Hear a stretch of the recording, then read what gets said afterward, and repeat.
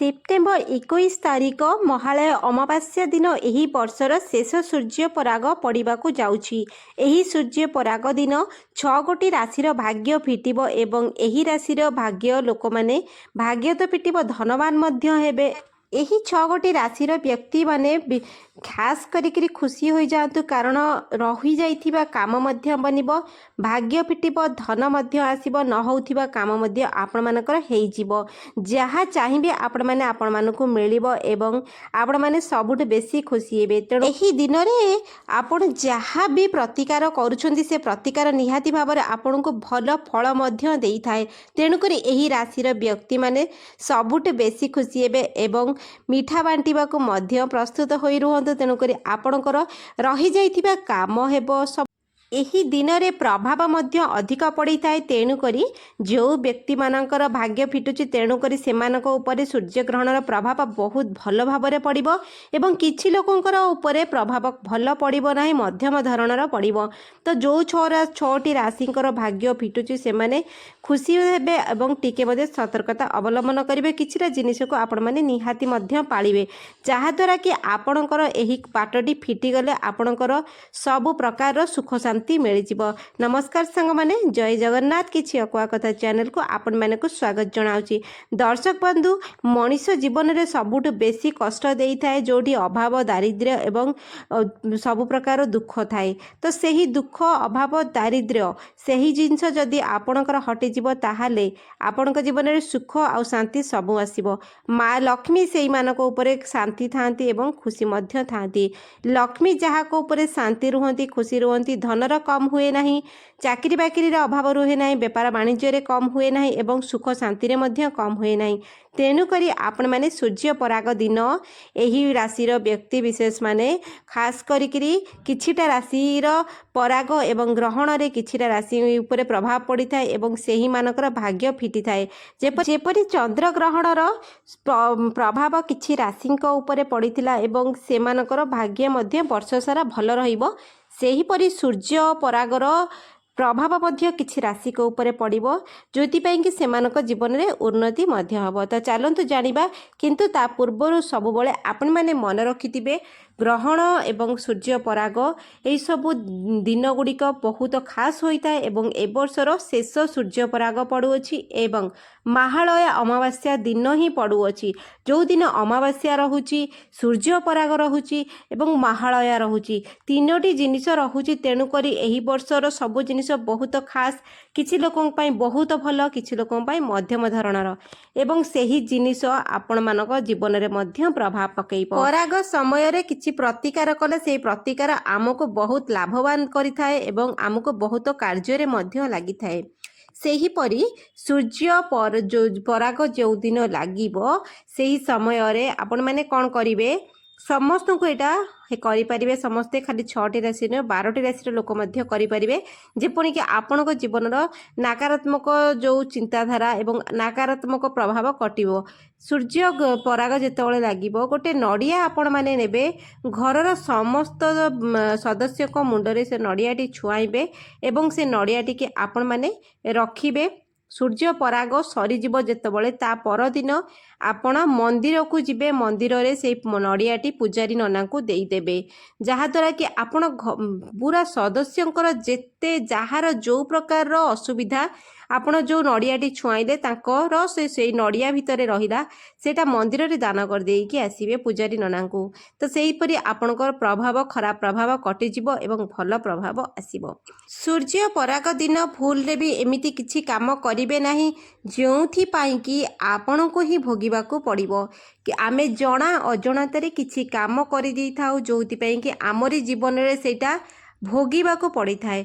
जदि अजणतारे आपण माने करिसंती ताहाले भगवान को पाखरे क्षमा मागिबे, किंतु जदि जानि कि आपण माने करिसंती ताहाले ताहार कुप्रभाव आपण को जीवन में निहाती भाबरे पड़िबो एवं सेति पई आपण भोगिबा को मध्य प्रस्तुत रहिबे।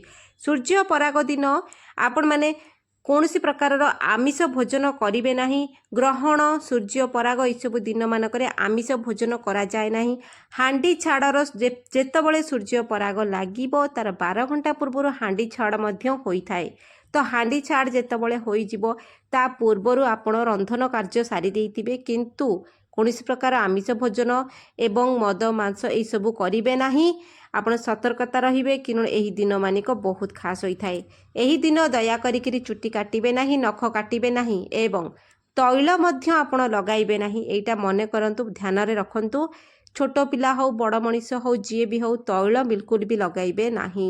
ସୂର୍ଯ୍ୟ ପରାଗ ଦିନ ଗର୍ଭବତୀ ନାରୀମାନେ ଦୟା କରିକିରି ସୂର୍ଯ୍ୟଙ୍କ କିରଣକୁ ଆସିବେ ନାହିଁ। ଆପଣ ଯେତେ ଚାହିଁବେ ଘର ଭିତରେ ରହିବେ। କିରଣର ପ୍ରଭାବ ଆପଣଙ୍କ ସନ୍ତାନ ଉପରେ ଯେପରି ପଡ଼ିବ ନାହିଁ, ସେଇଭଳି ଆପଣମାନେ ଧ୍ୟାନ ରଖିବେ ନିଜର। ଆପଣମାନେ ନିହାତି ଭାବରେ ଗର୍ଭବତୀ ନାରୀମାନେ ଚିନ୍ତାଧାରା ଭଲ ରଖିବେ। ପରାଗ ସମୟରେ ଆପଣମାନେ କେବେ ବାହାରକୁ ଆସିବେନି, ଖରାପ ଚିନ୍ତା କରିବେନି। ନିଜ ଉପରେ କିଛି କୁପ୍ରଭାବ ପଡ଼ିବ ସେ ବିଷୟରେ ମଧ୍ୟ ଭାବିବେ ନାହିଁ। ମନ ଭିତରେ ଭଲ ଚିନ୍ତାଧାରା ରଖିଥିବେ, ଭଗବାନଙ୍କ ନାମ ଧ୍ୟାନ ଜପୁଥିବେ। ଏହି କାମ ଆପଣମାନେ ପରାଗ ଦିନ ନିହାତି ଭାବରେ ମାନିବେ। ସୂର୍ଯ୍ୟ ପରାଗ ସରିଗଲା ପରେ ଆପଣମାନେ କ'ଣ କରିବେ? ଭଲ ଭାବରେ ସଫାସୁତୁରା ହେବେ, ଘର ଦ୍ୱାର ଧୁଆ ପୋଛା କରିବେ, ଯାହା କରିବା କଥା। ସୂର୍ଯ୍ୟ ପରାଗ ପରେ ଆପଣମାନେ ଗୋଟିଏ ସଦାବାହାରର ଗଛ, ଫୁଲ ଗଛ, ସଦାବାହାର ଫୁଲ ଗଛ, ଯାହାର ଫୁଲ ଗୋଲାପୀ ରଙ୍ଗର ହୋଇଥାଏ, ଏହି ସଦାବାହାର ଫୁଲ ଗଛ ଆପଣମାନେ ନିଜ ଘରକୁ ଆଣୁଛନ୍ତି ଏବଂ ମା ଲକ୍ଷ୍ମୀଙ୍କର ସେଥିରେ ବାସ ହୋଇଥାଏ। ସଦାବାହାର ଗଛରେ, ଫୁଲ ଗଛରେ ମାଙ୍କର ଅଷ୍ଟ ରୂପର ବାସ ହୋଇଥାଏ। ମା ଲକ୍ଷ୍ମୀ ନିଜେ ବାସ କରିଥାନ୍ତି ଏବଂ ତାକୁ ଆଣିକିରି ଆପଣମାନେ ଘରର ପୂର୍ବ ଦିଗରେ ଏହି ଗଛକୁ ପୋତିବେ ଏବଂ ସବୁଦିନ ଜଳ ପ୍ରଦାନ କରୁଥିବେ। ମା ଲକ୍ଷ୍ମୀଙ୍କର କୃପା ରହିବ, ପୂଜା ମଧ୍ୟ ଟିକେ କରୁଥିବେ। ସଦାବାହାର ଫୁଲ ଗଛଟି ଆପଣମାନଙ୍କୁ ବହୁତ ସାହାଯ୍ୟ କରିବ। ମା ଲକ୍ଷ୍ମୀଙ୍କର କୃପା ଯେଉଁଠି ରୁହେ, ଧନ ଆସିବାର ବାଟ ମଧ୍ୟ ଫିଟିଯାଏ। ଅଭାବ ଅନାଟନ କେବେ ରହିବ ନାହିଁ। ଦୁଃଖ ଦାରିଦ୍ର୍ୟ ସେ ଘରେ କେବେ ବି ରହିପାରିବ ନାହିଁ। ମା ଲକ୍ଷ୍ମୀ ଯେଉଁ ଘରକୁ ଆଶୀର୍ବାଦ କରନ୍ତି, କୃପା କରନ୍ତି, ଦୟା କରନ୍ତି, ସେ ଘରର ବ୍ୟକ୍ତିମାନେ କେବେ ବି ଦାରିଦ୍ର୍ୟତାରେ ବଞ୍ଚନ୍ତି ନାହିଁ, ଅଭାବରେ ବଞ୍ଚନ୍ତି ନାହିଁ। ତେଣୁକରି ଆପଣମାନେ ଏହି ସଦାବାହାର ଗଛଟିକି ନିହାତି ଭାବରେ ଆଣିକି ଘରର ପୂର୍ବ ଦିଗରେ ପୋତିବେ। ତନ୍ତ୍ରଶାସ୍ତ୍ରରେ ଲେଖା ଅଛି ଯେ ସଦାବାହାର ଗଛରେ ମା ଲକ୍ଷ୍ମୀ ବାସ କରନ୍ତି ଏବଂ ଆପଣମାନେ ଯଦି ସୂର୍ଯ୍ୟପରାଗ ପରଦିନ ଏହି ଛୋଟ କାମଟେ କରୁଛନ୍ତି, ତାହେଲେ ଆପଣମାନଙ୍କର ଭାଗ୍ୟରେ ସବୁ ପ୍ରକାରର ବାଟ ଫିଟିଯିବ। ଯାହାକୁ ଆପଣମାନେ ବିଶ୍ୱାସରେ କରିବେ, ସେ କାମ ସବୁବେଳେ ସଫଳ ହୋଇଥାଏ ଏବଂ ଭଗବାନଙ୍କର ଅଶେଷ ଅଶେଷ କୃପା ମଧ୍ୟ ତାଙ୍କ ଉପରେ ରହିଥାଏ। ତ ଏହି ଗଛଟିକି ଆଣିବାକୁ ଆପଣମାନେ କେବେ ଭୁଲିବେ ନାହିଁ। ବନ୍ଧୁଗଣ, ଏହି ଯେଉଁ ପରାଗ ଦିନର ଯେଉଁ ପ୍ରଭାବ ଯେଉଁ ରାଶିମାନଙ୍କ ଉପରେ ପଡ଼ିଥାଏ, ସେମାନଙ୍କ ଉପରେ ସୂର୍ଯ୍ୟଦେବଙ୍କର କୃପା ରହିଥାଏ ଏବଂ ଆଶୀର୍ବାଦ ମଧ୍ୟ ରହିଥାଏ। ଶନିଦେବଙ୍କର ମଧ୍ୟ କୃପା ରହିଥାଏ ଏବଂ ତା ପରଦିନ ପଡ଼ୁଛି ମା ଦେବୀ ଦୁର୍ଗାଙ୍କର ଦିନ ଆରମ୍ଭ। ତେଣୁକରି ମା ଦୁର୍ଗାଙ୍କର କୃପା ଆଗ ସେମାନଙ୍କ ଉପରେ ପଡ଼ିଥାଏ। ଏମିତି ସମସ୍ତଙ୍କ ଉପରେ ମା ଦୁର୍ଗା କୃପା କରନ୍ତି ଏବଂ ଏହି ରାଶିମାନଙ୍କ ଉପରେ ଅତ୍ୟଧିକ କୃପା କରିଥାନ୍ତି, ଯେହେତୁ କି ସେମାନଙ୍କ ଭାଗ୍ୟରେ ସଫଳ ଏବଂ ଉନ୍ନତି ହୋଇଥାଏ। ତ ଏହି ଛୋଟ କାମଟେ ଆପଣମାନେ କେବେ ଭୁଲିବେ ନାହିଁ। ତେଣୁକରି ଏହି ରାଶିମାନଙ୍କର ଭାଗ୍ୟ ଫିଟିବାକୁ ଯାଉଛି। ପ୍ରଥମ ରାଶିଟି ହେଉଛି ମକର ରାଶି। ମକର ରାଶିର ବ୍ୟକ୍ତିବିଶେଷମାନଙ୍କର ଭାଗ୍ୟ ଫିଟିବାକୁ ଯାଉଛି ଏବଂ ସେମାନଙ୍କ ଭାଗ୍ୟ ପ୍ରବଳ ମଧ୍ୟ ହେବ, କାରଣ ଭଗବାନ ସୂର୍ଯ୍ୟଦେବଙ୍କର କୃପା ସେମାନଙ୍କ ଉପରେ ରହିବ। ସେମାନଙ୍କର ଯଦି ଧନର ଅଭାବ ରହିଛି, ସେ ଅଭାବ କଟିଯିବ ଏବଂ ସବୁଠୁ ବଡ଼ କଥା, ଚାକିରିର ଯୋଗ ମଧ୍ୟ ଫିଟିବ ଏବଂ ଯଦି ଚାକିରି ମିଳୁନି ସେ ମଧ୍ୟ ମିଳିବ। ଚାକିରିରେ ଉନ୍ନତି ମଧ୍ୟ ହେବ। ତ ମକର ରାଶି ବ୍ୟକ୍ତିବିଶେଷମାନଙ୍କ ପାଇଁ ଏହି ବର୍ଷର ଏହି ସୂର୍ଯ୍ୟପରାଗ ଅତି ଶୁଭ ଏବଂ ମା ଲକ୍ଷ୍ମୀଙ୍କର କୃପା ରହିବ, ଯେତେ ଧନ ମଧ୍ୟ ନିହାତି ଭାବରେ ଆସିବ ଏବଂ ଏହି ମକର ରାଶି ବ୍ୟକ୍ତିବିଶେଷମାନଙ୍କର ବାଣିଜ୍ୟ ମଧ୍ୟ ବହୁତ ଭଲ ହେବ। ବେପାର ବାଣିଜ୍ୟରେ ଯଦି ଆପଣମାନେ ତଳୁଆ ହୋଇଯାଇଛନ୍ତି ଏବଂ ବେପାର ବାଣିଜ୍ୟ କରିବାକୁ ମଧ୍ୟ ଯାଉଛନ୍ତି, ତ ଏହି ସୂର୍ଯ୍ୟପରାଗ ପରଠାରୁ ଆପଣମାନଙ୍କର ଚାକିରି ଏବଂ ବେପାର ବାଣିଜ୍ୟ କ୍ଷେତ୍ରରେ ଭଲ ଉନ୍ନତି ହେବ ଏବଂ ଭଲ ସଫଳତା ମଧ୍ୟ ମିଳିବ। ଦ୍ୱିତୀୟ ରାଶିଟି ହେଉଛି ତୁଳା ରାଶି। ତୁଳା ରାଶିର ବ୍ୟକ୍ତିବିଶେଷମାନଙ୍କର ଭାଗ୍ୟ ମଧ୍ୟ ଫିଟିବ। ଯଦି ଆପଣମାନେ ବିମାରୀରେ ପଡ଼ିଛନ୍ତି, ରୋଗ ବୈରାଗ ହେଉଛି, ତାହେଲେ ସୂର୍ଯ୍ୟପରାଗ ପରଠୁ ସୂର୍ଯ୍ୟଦେବଙ୍କର କୃପାରୁ ଆପଣଙ୍କର ରୋଗ ମଧ୍ୟ ଭଲ ହୋଇଯିବ, କାରଣ ସୂର୍ଯ୍ୟ ଦେବତା ସବୁବେଳେ ଦେହ ସୁସ୍ଥ ରଖନ୍ତି। ବନ୍ଦ ପଡ଼ିଥିବା ବେପାର ବାଣିଜ୍ୟ ମଧ୍ୟ ଚାଲି ଉଠିବ ଏବଂ ସେହି ବେପାର ବାଣିଜ୍ୟରେ ଆପଣଙ୍କୁ ସଫଳ ମଧ୍ୟ ମିଳିବ। ନୂଆ ବେପାର ବାଣିଜ୍ୟ ଯଦି କରିବାକୁ ଚାହୁଁଛନ୍ତି, ତାହେଲେ ନୂଆ ବେପାର ବାଣିଜ୍ୟ ପାଇଁ ମଧ୍ୟ ଆପଣମାନଙ୍କ ପାଇଁ ଶୁଭ। ଧନ ଆସିବାର ବାଟ ଯେହେତୁ ଫିଟୁଛି ତାହେଲେ ତୁଳା ରାଶିଙ୍କ ପାଇଁ ବହୁତ ଭଲ। ଦେହ ନିରୋଗ ହୋଇଯିବ ଏବଂ ବେପାର ବାଣିଜ୍ୟରେ ଉନ୍ନତି ମଧ୍ୟ ହୋଇବ। ତୃତୀୟ ରାଶିଟି ହେଉଛି କନ୍ୟା ରାଶି। କନ୍ୟା ରାଶି ବ୍ୟକ୍ତିବିଶେଷ ମାନଙ୍କର ଭାଗ୍ୟ ମଧ୍ୟ ଫିଟିବାକୁ ଯାଉଛି। ଏହି ସୂର୍ଯ୍ୟ ପରାଗ ପରଠାରୁ ସୂର୍ଯ୍ୟଦେବ ଏବଂ ଶନିଦେବଙ୍କର କୃପା ଯେଉଁଠି ରହେ ସେଠି ଧନର କମ୍ ରହିବନି ଏବଂ ଦେହ ସୁସ୍ଥ ରହିବ। ସୂର୍ଯ୍ୟଦେବଙ୍କର ପ୍ରଭାବ ଏତେ ଥାଏ ଯେ ଯାହା ଉପରେ ଯେଉଁ ରାଶି ଉପରେ ଶୁଭ ଦୃଷ୍ଟି ପକାଇଥାନ୍ତି ସେ ରାଶି ଯେମିତି ହେଲେ ଉନ୍ନତି କରିଥାଏ। ଏହି ରାଶିର ବ୍ୟକ୍ତି ବିଶେଷ ମାନଙ୍କର ବିଦେଶ ଯାତ୍ରାର ଯୋଗ ଫିଟିଥାଏ ଏବଂ ରାଜନୈତିକ ଲାଭ ମଧ୍ୟ ହେବ। ରାଜନୈତିକ କ୍ଷେତ୍ରରେ ମଧ୍ୟ ଉନ୍ନତି କରିପାରିବେ। ଯଦି ଶତ୍ରୁ ଅଛନ୍ତି ଶତ୍ରୁ ମଧ୍ୟ ଦମନ ହୋଇପାରିବେ। ତ ଏହି ରାଶିର ବ୍ୟକ୍ତିବିଶେଷଙ୍କ ପାଇଁ ଅତି ଶୁଭ ସୂର୍ଯ୍ୟ ପରାଗ ପରଦିନ ଠାରୁ। ସୂର୍ଯ୍ୟଦେବଙ୍କର କୃପା ରହିଛି। ନୂଆ ବେପାର ବାଣିଜ୍ୟ କରିପାରିବେ। ଚାକିରି କ୍ଷେତ୍ରରେ ମଧ୍ୟ ଉନ୍ନତି କରିବେ। ଶିକ୍ଷାଗତ ଯୋଗ୍ୟତା ମଧ୍ୟ ଆପଣଙ୍କର ଭଲ ହେବ ଏହି ବ୍ୟକ୍ତିବିଶେଷ ମାନଙ୍କ ପାଇଁ। ତ ଏହି ବ୍ୟକ୍ତିବିଶେଷ ମାନଙ୍କର ମୋଟାମୋଟି ଭାବରେ ବହୁତ ଭଲ ଅଛି ସୂର୍ଯ୍ୟ ପରାଗ ପରଦିନ ଠାରୁ। ତାପର ରାଶିଟି ହେଉଛି ମେଷ ରାଶି। ମେଷ ରାଶିର ବ୍ୟକ୍ତିବିଶେଷ ମାନଙ୍କର ଦେହ ସୁସ୍ଥ ରହିବ କାରଣ ମେଷ ରାଶି ବ୍ୟକ୍ତିବିଶେଷ ମାନେ ସବୁବେଳେ ଦେହ ପୀଡ଼ା ପାଆନ୍ତି। ତ ସୂର୍ଯ୍ୟଦେବଙ୍କ କୃପା ଠାରୁ ଏମାନଙ୍କର କୃପା ହେଲେ ଏମାନଙ୍କର ଦେହ ପ୍ରଥମେ ସୁସ୍ଥ ରହିବ ଏବଂ ଏମାନଙ୍କର ମଧ୍ୟ ଅଭାବ ଅନାଟନ ଦୂର ହେବ। କରଜ ମେଟିଯିବ। କରଜ ଯେଉଁ ଥାଏ ସେଇ କରଜରେ ମେଷ ରାଶି ଲୋକମାନେ ମଧ୍ୟ ମୁକ୍ତି ପାଇବେ, କରଜ ମୁକ୍ତ ହେବେ ଏବଂ ନୂଆ ଚାକିରି ପାଇଁ ଯଦି ଲମ୍ବା ସମୟରୁ ଅପେକ୍ଷା କରି ରହିଛନ୍ତି ତାହେଲେ ଅପେକ୍ଷାର ଅନ୍ତ ମଧ୍ୟ ହେବ। ନୂଆ ଚାକିରିର ଯୋଗ ମଧ୍ୟ ହେଉଛି ଏବଂ ସବୁଠୁ ବଡ଼ କଥା ବିବାହ ଯୋଗ ମଧ୍ୟ ହେଉଛି ମେଷ ରାଶି ବ୍ୟକ୍ତିବିଶେଷ ମାନଙ୍କ ପାଇଁ। ନୂଆ ଯାନବାହନ କ୍ରୟ ବିକ୍ରୟ ଆପଣମାନେ କରିବେ ଏବଂ ନୂତନ ଘର ଜମି ମଧ୍ୟ କିଣାବିକା କରିପାରିବେ।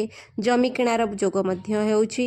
ତେଣୁ ମେଷ ରାଶିଙ୍କର ମୋଟାମୋଟି ଭାବରେ ବହୁତ ଭଲ ଅଛି ଏବଂ ବିବାହ ଯୋଗ ରହୁଛି। ଚାକିରି ନୂତନ ଚାକିରି ଏବଂ ଯାନବାହନ ଜମିବାଡ଼ି ଏହିସବୁ ଯୋଗ ଫିଟୁଛି ମେଷ ରାଶି ମାନଙ୍କର।